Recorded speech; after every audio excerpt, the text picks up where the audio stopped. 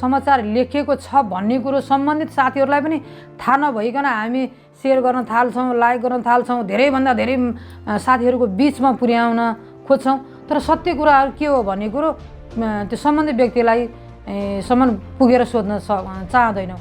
म आग्रह गर्न चाहन्छु यस्ता नकारात्मक समाचारहरूलाई लाइक सेयर कमेन्ट नगरिदिनु होला। पत्रकार साथीहरूले सुरक्षा निकायहरूले चाहिँ यो कसैप्रति आग्रह पूर्वाग्रह रहनु हुँदैन। उहाँहरू कुनै दलको भनिदिनु हुँदैन। तपाईहरु एउटा निष्पक्ष चाहिँ निकाय हो। तपाईहरुले पर्यवेक्षकको रूपमा रहेर आफूले जे देख्नु भएको छ त्यो यथार्थपरक तपाईहरुले चाहिँ सूचनाहरूलाई सम्प्रेषण गरिदिनु पर्छ।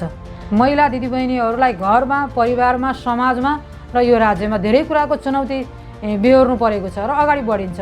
त्यसमा हामीलाई धेरै कुराहरूको चाहिँ अप्ठ्यारा अवस्थाहरू आउँछन्। त्यो अप्ठ्यारा अवस्थामा कसैले लेखेको एउटा गलत सूचनालाई सत्य साबित गर्नको लागि हामी सबै लागि परेका हुन्छौँ। जहाँ त्यो सत्य हुँदै हुँदैन त्यसलाई सत्य गर्न हामी लागेका हुन्छौँ। त्यस्ता कामहरू नगरिदिनु हुनको लागि पनि म आग्रह गर्न चाहन्छु। ओझेलमा परेका आवाजविहीनहरूका सत्यमा आधारित भएका कुराहरूलाई चाहिँ निष्पक्ष ढङ्गले अगाडि ल्याइदिनु होला। तपाईहरुको साथमा हामी पनि छौँ। आम जनमानसको साथसाथ कहिलेकाहीँ मिडिया पनि सोसल मिडियाको कारणले गर्दाखेरि झुकेको हामी देखिन्छौँ।